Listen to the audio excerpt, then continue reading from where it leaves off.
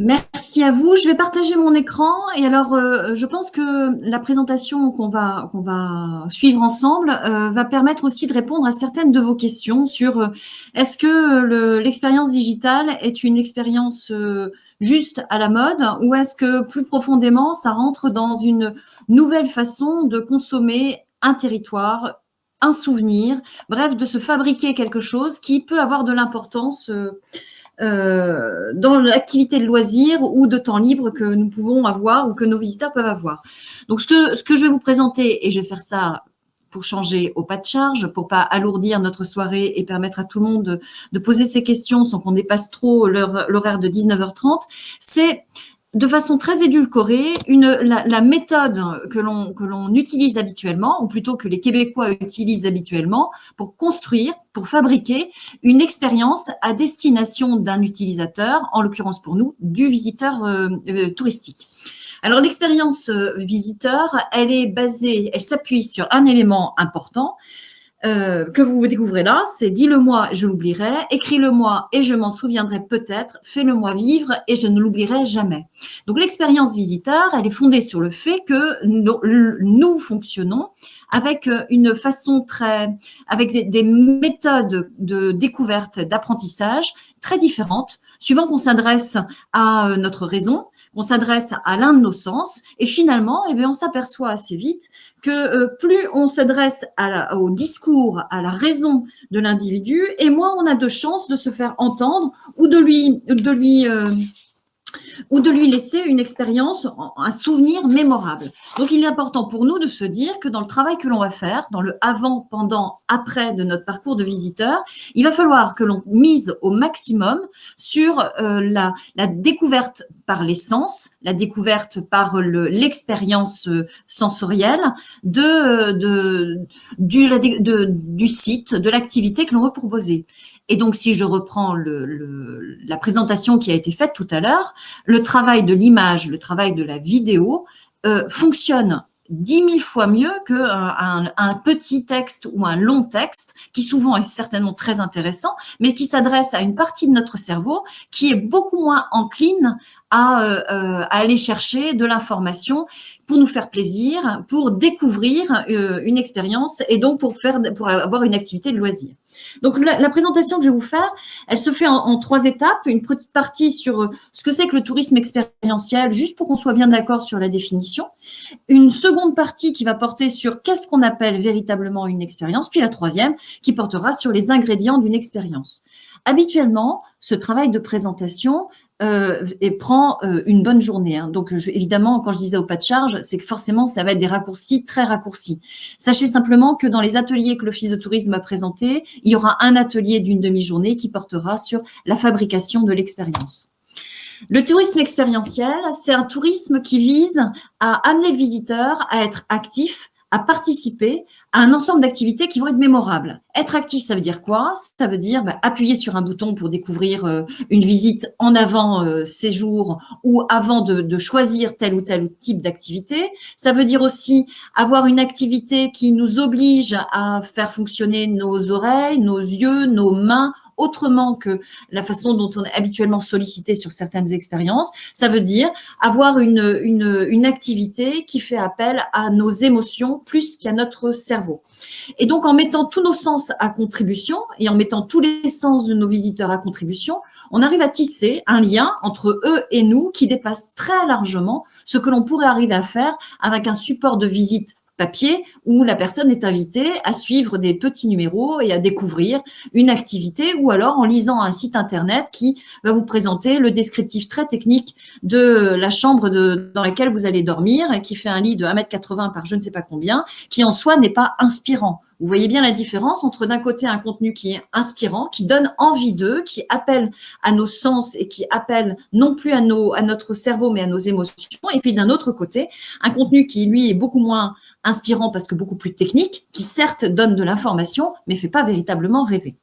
Alors quand on travaille sur la notion d'expérience, ce qu'on se dit c'est qu'un produit on l'achète Une expérience, on s'en souvient. Et donc, quand on travaille sur, quel que soit le site sur lequel on est amené à travailler, on a deux choses qu'on conserve en permanence en tête, qu'on soit un hébergement ou un site de visite, un artisan d'art ou un restaurateur, c'est notre visiteur, l'expérience qu'il a de notre activité, elle se déroule avant son séjour, avant qu'il décide de venir nous voir, qu'il prend ses informations. Son expérience démarre à ce moment-là, pendant. Là, il est en face à face avec l'activité, il se mesure avec l'activité, et après, qui est pour nous certainement le moment le plus important, c'est en tous les cas ce que nous visons au travers de l'expérience. L'après, c'est le moment où le visiteur va avoir envie de partager son expérience, de faire savoir qu'il a véritablement apprécié ou pas l'activité qu'il vient de faire ou l'hébergement dans lequel il a dormi. J'insiste sur ce après qu'on va retrouver tout à l'heure dans le parcours du visiteur, parce que l'expérience touristique, comme tout ce que nous devons apprendre à faire nous au quotidien, doit en permanence viser à ce que notre visiteur ait envie de partager à ses amis, partager à sa famille, partager à sa communauté, à ses fans. Autrement dit, et Romain l'a précisé tout à l'heure, le tourisme digital fait tellement intrinsèquement partie aujourd'hui de notre façon de fonctionner. Ce n'est pas un effet de mode. Ce qui va être un effet de mode, c'est les supports sur lesquels on va travailler, mais la façon dont nous travaillons, nous communiquons les uns avec les autres, l'immédiateté, l'instantanéité, c'est quelque chose qui, finalement, suit une courbe lente, mais qui structure notre façon, nos comportements en société. Donc ça va pas changer. Alors nous, ce qui va nous intéresser, c'est que notre visiteur, bien à la fin du parcours, il a tellement été enthousiaste par ce qu'on lui a fait vivre, à la fin de son séjour dans notre hébergement, il a tellement été enthousiaste que notre objectif à nous, c'est de l'amener à partager, donc à cliquer et à faire part de son enthousiasme à l'égard de ce qu'il a vécu. La clé de l'expérience touristique, c'est notre capacité à personnaliser cette expérience. Ce qui veut dire qu'aucun d'entre nous, ne disposant des mêmes ingrédients, aucun d'entre nous, n'ayant forcément les mêmes visiteurs, n'aura exactement la même expérience. Même si on peut travailler, et c'est le pari que nous faisons, nous, à l'OT, même si on peut travailler sur un fonds commun, qui est un fonds qui correspond à notre clientèle sur le territoire de Grand Châtellerault. Malgré tout, cette personnalisation, il faut que vous l'ayez bien en tête parce que il n'y a pas de recette miracle. Il y a une méthode, il y a une façon d'aller chercher des ingrédients qui vont nous permettre de créer une expérience mémorable, mais au-delà de ça, eh bien, ça repose énormément sur notre capacité à avoir envie de partager, de faire part du plaisir que l'on a à vivre avec eux quelque chose.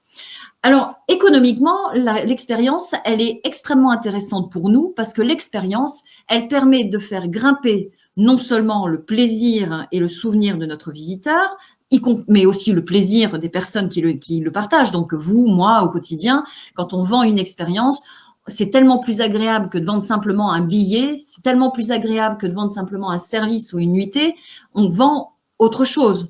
On vend le potentiel d'un souvenir qui va rester dans la mémoire de la personne. Et bien forcément, derrière, la valeur économique de ce que l'on vend, elle peut augmenter et souvent, elle augmente. Alors, ça se traduit comment? Ça se traduit un petit exemple qui vous est proposé là, notre producteur, là, il s'agit d'un viticulteur, son produit de base à lui, c'est le vin. Donc là, on est purement et simplement dans un produit de base qui le différencie très très peu des autres viticulteurs. Bon, bien sûr, il est sur une zone particulière, mais ça le différencie très très peu des autres viticulteurs. Le fait de le mettre en bouteille, de packager son produit, c'est extrêmement intéressant. Ça commence à le distinguer des autres, donc on monte un petit peu dans la différenciation. Malgré tout, ça reste assez commun. Tous les autres viticulteurs, même avec des bouteilles, de couleurs, de formes, de tout ce que vous voulez différentes, ça reste encore un bien qui le distingue peu et assez normal, on va dire, pour le consommateur.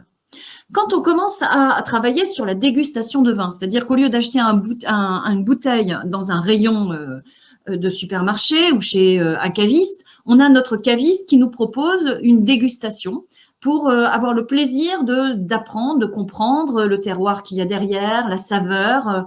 D'un seul coup, on passe à autre chose. Notre bien devient, en plus d'un produit, devient un service que l'on commercialise en même temps. Et donc, nous montons dans l'expérience. Déjà, le vin est associé dans la mémoire de la personne qui l'achète à un moment qu'il a passé d'échange, à des saveurs qu'on lui a appris à découvrir. On commence à grimper dans l'échelle de l'expérience. Et évidemment, le moment le plus intéressant, c'est le moment où on va vraiment construire quelque chose de partage entre le viticulteur ou le caviste ou l'œnologue ou le restaurateur qui, lui, non seulement va prendre le temps de faire déguster, mais va prendre le temps de faire rêver la personne à qui il le vend, c'est-à-dire il va lui faire découvrir derrière le terroir le geste qui est nécessaire pour faire arriver à ce vin-là, les différences de saveurs qu'il peut y avoir entre telle année et telle année, le travail du viticulteur et le travail de l'œnologue. Bref, on va rentrer dans la vie de la personne. Qu'est-ce qui fait la différence dans tout ça? C'est le temps et le plaisir que l'on passe pour accompagner ce que l'on vend et donc à créer autour un imaginaire, une émotion qui va être véhiculée par le produit qu'on va proposer. Autre exemple, celui d'un établissement de type hébergement qui, vous allez voir tout de suite la différence, se positionne sur exactement la même courbe de l'expérience. Vous avez au départ un hébergement, tout ce qu'il y a de plus classique, avec une chambre pas anonyme, mais on est dans le service. Le service, c'est la nuitée. Bon, voilà, on est juste là. Et puis progressivement, on monte et on arrive le service devient adapté, on s'adapte à un segment de clientèle, on s'adapte à un besoin, on s'adapte à un environnement, on s'adapte de par la conciergerie qu'on amène, le service plus qu'on peut proposer. Mais là, on est encore dans une notion de l'expérience qui est assez courte, assez limitée. Et puis d'un seul coup, on va arriver sur la notion d'expérience elle-même, où là, on va fabriquer un souvenir mémorable, la nuit passée dans une bulle, la nuit passée dans un arbre, la nuit passée dans une roulotte, c'est-à-dire un moment atypique, un peu en dehors du temps, que l'on aura bien sûr nous préparé dans le avant et que l'on préparera ensuite dans le après, et qui vise à aller chercher de l'émotion, à donner du sens au fait de passer une nuit quelque part en dehors de chez soi. Alors, il y a 3 niveaux dans l'expérience touristique. Le premier de ces niveaux, c'est un niveau qui dit, et c'est ce que, évidemment, 100% des personnes qui travaillent dans l'économie touristique font au quotidien, c'est il y a un besoin de base. On satisfait ce besoin de base. J'ai besoin de manger, je vais dans un restaurant. J'ai besoin de dormir, je vais dans un établissement qui m'offre une capacité d'hébergement. J'ai besoin de faire découvrir l'histoire à mes enfants, je vais visiter tel ou tel château, site. Bon. Mais ça, c'est le niveau juste de base. Là, il n'y a rien d'exceptionnel. On est plus que dans le commun, du commun, du commun, du commun. Rien ne nous distingue de notre concurrent direct, ou même rien ne nous distingue d'une activité de cinéma ou d'une autre activité de loisir.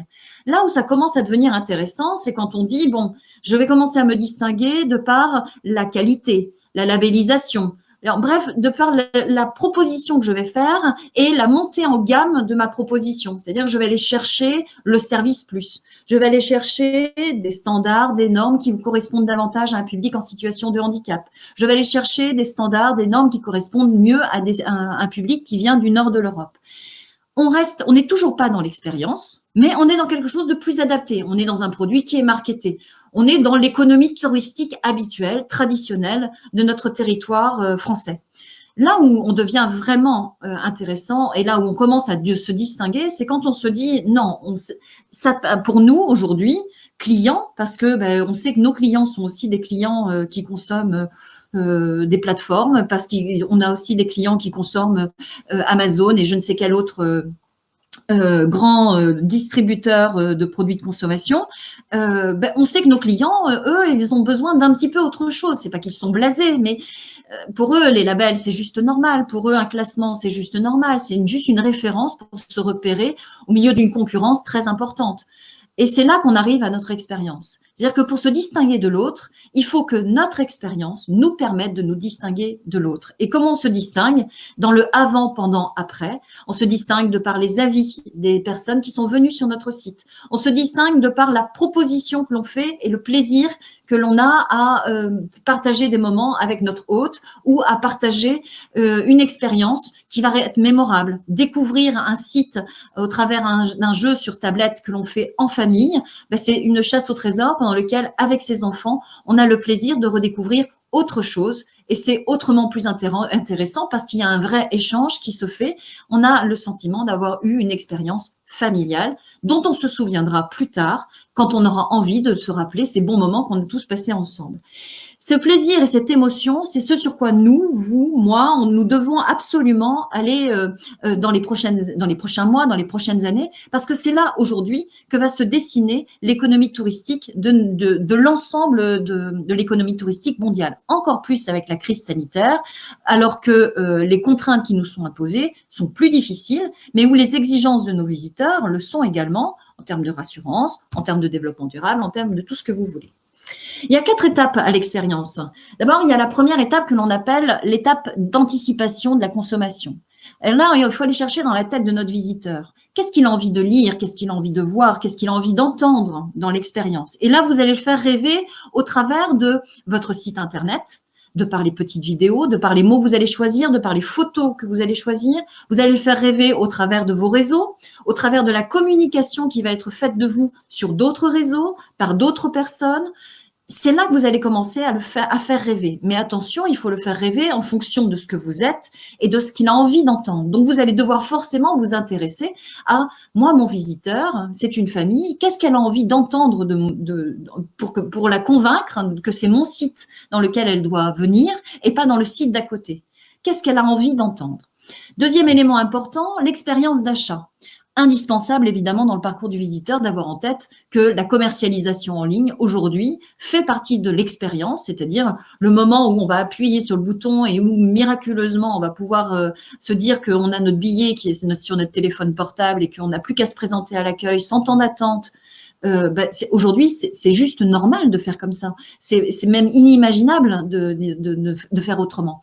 Sachez, par exemple, sur le territoire de Grand Châtellerault, on n'a pas plus de 8% de nos prestations qui se commercialisent en ligne. C'est très, très peu par rapport aux attentes d'expérience de nos visiteurs qui sont très au-dessus. Il faudrait que 100% de nos prestations, qu'elles soient de restauration, qu'elles soient d'hébergement, qu'elles soient de découverte, puissent être achetées en ligne pour que notre parcours, notre expérience d'achat soit en conformité avec ce qu'on a envie de dire. Nous avons le plaisir de vous accueillir sur notre site et de vous faire découvrir ce que nous aimons au quotidien, notre jardin, notre maison, tout ce que vous voulez. Mais si nous avons le plaisir de faire ça, alors c'est que nous avons le plaisir de vous faciliter la vie et de faire en sorte que l'expérience commence dès le moment où vous allez vous connecter pour acheter le produit. Et puis après, il y a l'expérience de la consommation, c'est-à-dire on y est, on est le pendant. Et là, l'expérience de la consommation, c'est un travail qui est extrêmement rigoureux et qui est très séquencé. Quand on travaille sur la construction de l'expérience, on travaille dessus comme si on préparait un scénario de film avec un séquençage. Donc, c'est absolument passionnant à faire parce que quand on travaille sur l'expérience de consommation, on travaille sur les différents sens. Quels sont les sens auxquels on veut faire appel pour que la personne se souvienne de l'expérience? Donc, visuel, bien sûr, au travers des tablettes, sonore, odeur, l'odorat est également sollicité. Tous les sens sont sollicités. Et donc, pour faire appel à l'odorat de nos visiteurs, comment fait-on? Est-ce que c'est par le biais d'une question? Est-ce que c'est par le biais d'une atmosphère, d'une ambiance? Bref, pour créer cette expérience, non seulement on fait appel à tous ces sens, mais on fait appel à ses envies, à ces moments qu'il veut partager. Nous travaillons pour le public famille, alors on peut se dire que pour le public famille, quand on fait une visite ensemble, c'est pour être ensemble et pas chacun de son côté. Quand on veut faire une visite ensemble, c'est peut-être pour jouer aussi ensemble, c'est pour se retrouver. Et c'est la même chose pour l'hébergement. Ça veut dire que l'expérience de consommation, c'est une expérience qui s'appuie sur une très forte empathie de notre part, qui va nous permettre d'aller chercher quelles sont les attentes de nos visiteurs, comment on va arriver à les scénariser et à les transformer. Et puis, on termine par l'expérience du souvenir. L'expérience du souvenir, c'est ce moment un peu magique où nous, ce qu'on attend, c'est que la personne raconte avec ses enfants les 3 heures qu'elle a passées au Roc aux Sorciers, les 3 heures qu'elle a passées à Montvoiron, qu'elle leur raconte en expliquant que c'était des moments extra parce que d'un seul coup elle a eu peur, parce qu'il s'est passé ça et que papa m'a fait faire ça. C'est ça ce qui compte, c'est qu'il y ait ce moment de souvenir qu'on aura envie de partager, mais qu'on aura envie de partager dans sa communauté réelle, mais aussi dans sa communauté virtuelle. Alors, pour les 5 modules, pour travailler sur ces étapes, on utilise 5 modules qui sont des modules qui, eux aussi, sont très, très rationnels. D'abord, la stimulation des sens. Donc là, c'est un travail de recherche. Ensuite, on cherche à générer des émotions. Et donc là, comme dans un film, eh ben, il faut qu'il y ait des moments où, avec une forte intensité, il faut qu'il y ait une montée en puissance de la visite. Il faut qu'il y ait un moment où il y ait l'apothéose. Il faut qu'il y ait un moment où on a fait ce qu'on appelle l'effet waouh, c'est-à-dire on est allé au-delà de l'attente des visiteurs. Et tout ça, c'est séquencé. Pour faire ça, on fait appel à toute la créativité que l'on peut avoir, mais aussi à tout ce qu'on a pu entendre de la part de nos visiteurs. Et on travaille en fonction de la façon dont nos visiteurs consomment notre environnement. Naturellement, notre visiteur, il a tendance à vouloir toucher. Bien, eh bien, on lui met à disposition des endroits, des espaces dans lesquels il va pouvoir toucher parce que ça fait partie de ce qu'il a envie de retrouver et ça fait partie de l'épanouissement qu'il attend de sa découverte. C'est un exemple. Donc, vous retrouvez là les ingrédients, je passe assez vite dessus, de notre expérience, avec derrière vraiment cette envie de créer ensemble. Quand je dis ensemble, c'est avec les visiteurs, c'est l'expérience utilisateur, mais aussi avec des partenaires qui sont associés à notre établissement et qui ont un autre regard. C'est le moment où on va créer ensemble toutes ces émotions, tout ce qu'on a envie que nos visiteurs racontent et partagent par la suite. Vous retrouverez là sur la présentation les 6 dimensions de l'expérience touristique. Je ne rentre pas dans le détail parce que la suite me semble au moins aussi intéressante. Donc, dans la fabrique d'expérience, on commence par une toute première étape qui sont nos clients. Alors, pour identifier nos clients, eh bien, on fait ce qu'on appelle des personas. C'est-à-dire que on identifie nos clientèles. Par exemple, le Roc aux Sorciers, ma clientèle, c'est une clientèle familiale, une clientèle de personnes âgées, quelques étrangers, et puis des randonneurs et des passionnés. Donc, on imagine quelles sont nos clientèles. Et on découle de ça nos étapes, l'étape 2, nos personas. C'est-à-dire, on dit, OK, notre famille, c'est l'essentiel de notre clientèle, mais qui est notre famille ?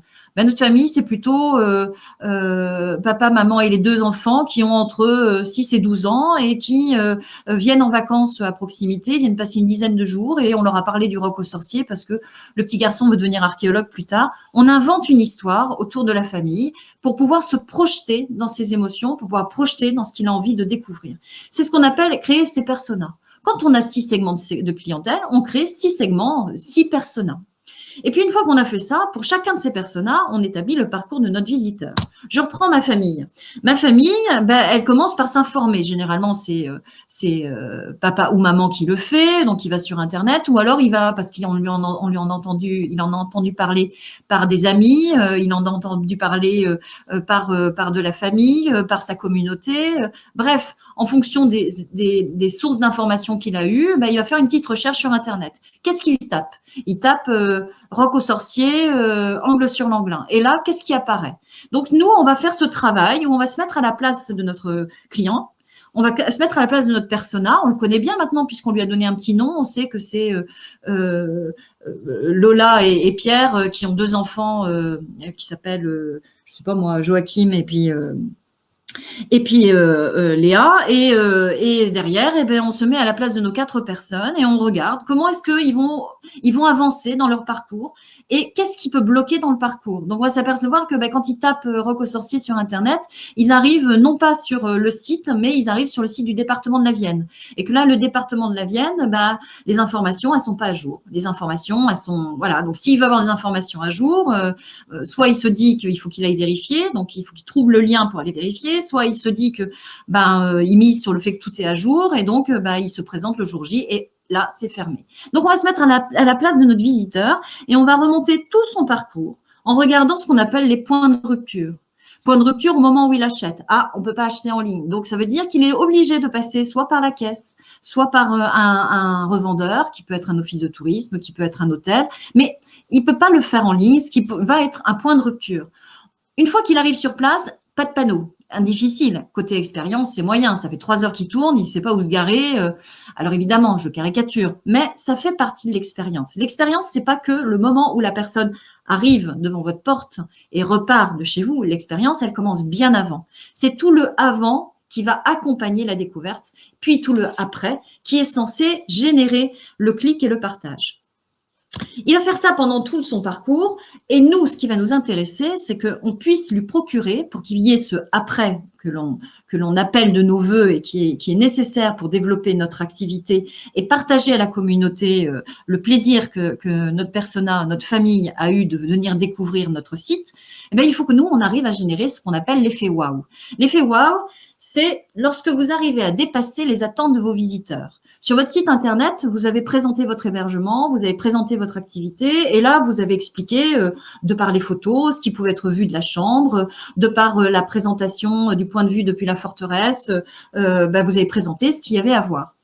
Oui, sauf que présenter ce qu'il y a à voir, c'est ce à quoi la personne s'attend. Elle a vu ça, elle veut voir ça. C'est presque contractuel. Donc, c'est important pour elle. Elle a vu 3 photos, elle veut voir les 3 spots qui lui ont été montrés en photo.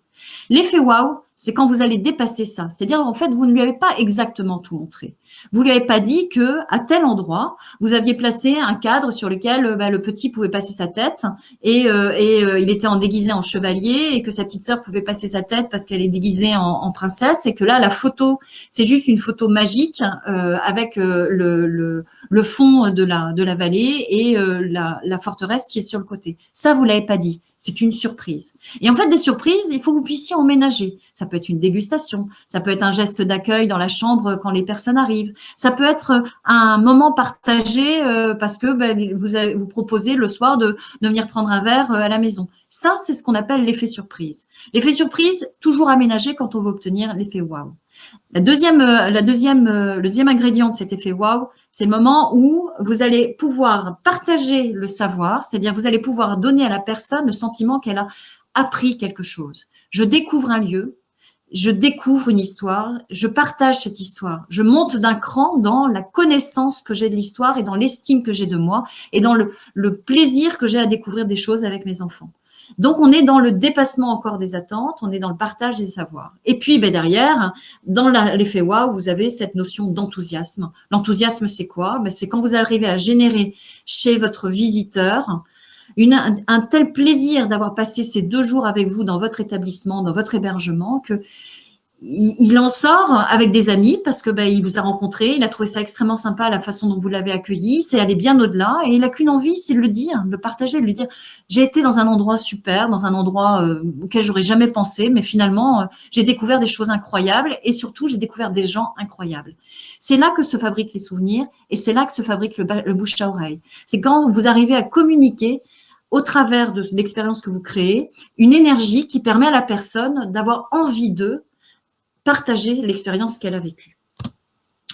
Alors nous, sur le territoire de Grand Châtellerault, et je m'arrêterai là, sur les territoires de Grand Châtellerault, on a pris le parti, et c'est l'objet de la formation qu'on vous proposera en atelier prochainement, on a pris le parti de se dire, nous, les expériences qu'on aimerait pouvoir proposer sur notre territoire, c'est des expériences dites slow, parce qu'elles correspondent à notre clientèle, parce qu'elles correspondent aux attentes et aux grandes tendances du moment. C'est des expériences où le premier ingrédient de tous, c'est celui de se dire qu'on prend le temps on prend le temps de s'immerger quelque part, de découvrir un lieu, parce que c'est une valeur sur laquelle on a envie de s'implanter. Et donc, vous voyez les ingrédients d'une expérience flow, je vous les ai mis là, mais il faudrait qu'on puisse rentrer dans le détail.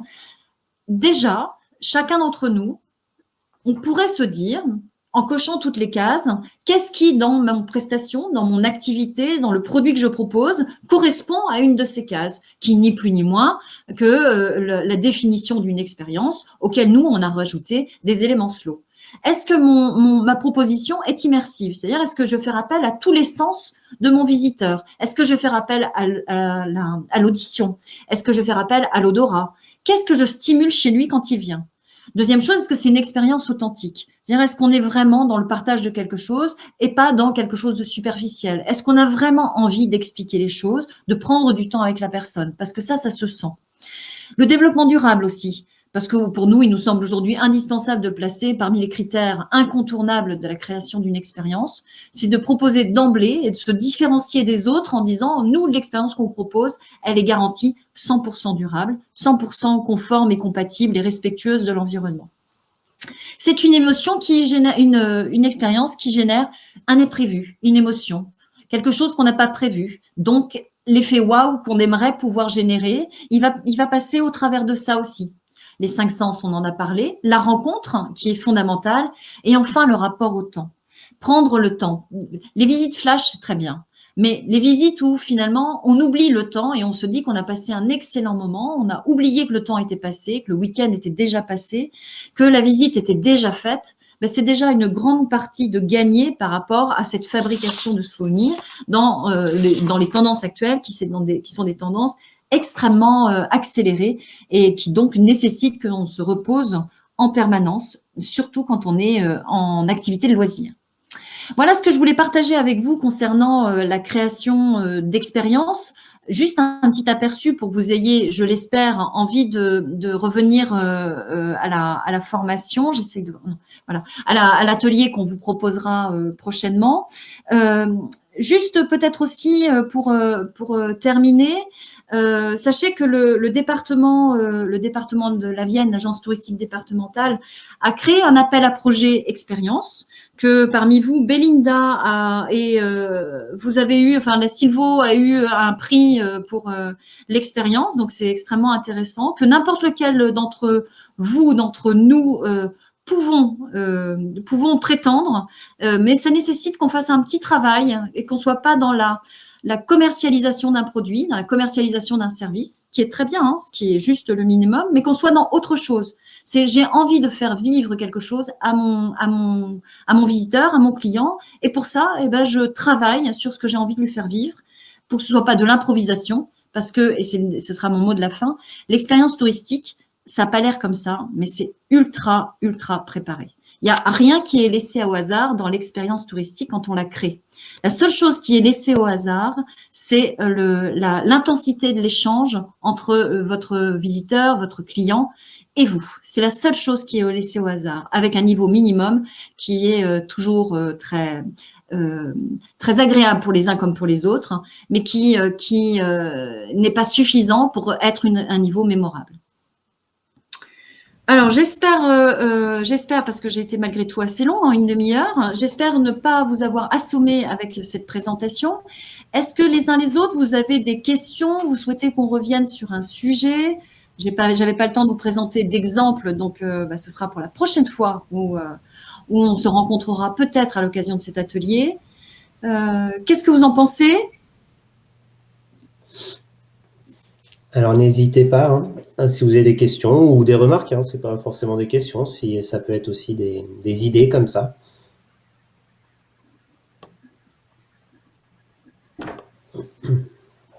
La présentation était très claire, en tout cas, merci.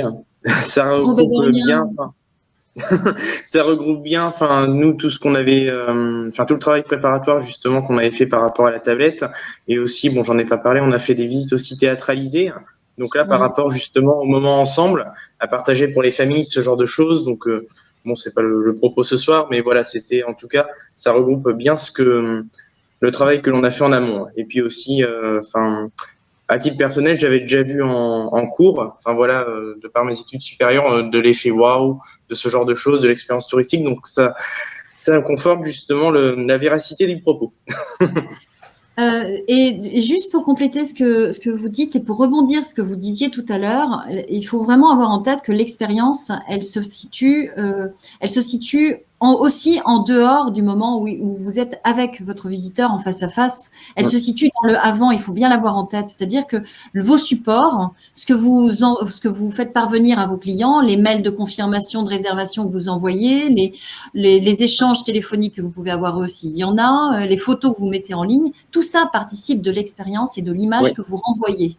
Et donc, c'est une vidéo.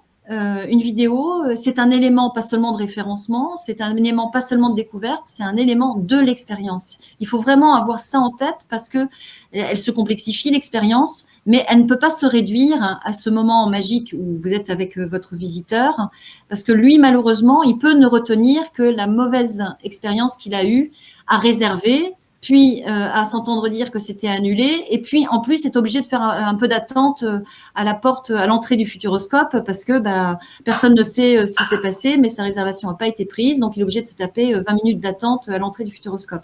Ça, c'est l'expérience, et même si le Futuroscope c'est waouh pour lui, il se souviendra de ce moment-là. Et également le après aussi dans le traitement des avis, que ce soit positif ou négatif, justement, il y a plus d'intérêt. Je vais pas dire à répondre à un avis négatif, on pourrait se dire oh là là, un avis négatif c'est pas bien, etc. Mais justement, pas avoir peur, justement, si on a les arguments en face, de justement en restant courtois, poli, etc.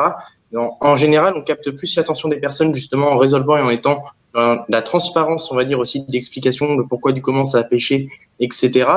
Voilà, en général, c'est pas tant un problème que ça d'avoir des avis plus ou moins positifs ou négatifs, quoi.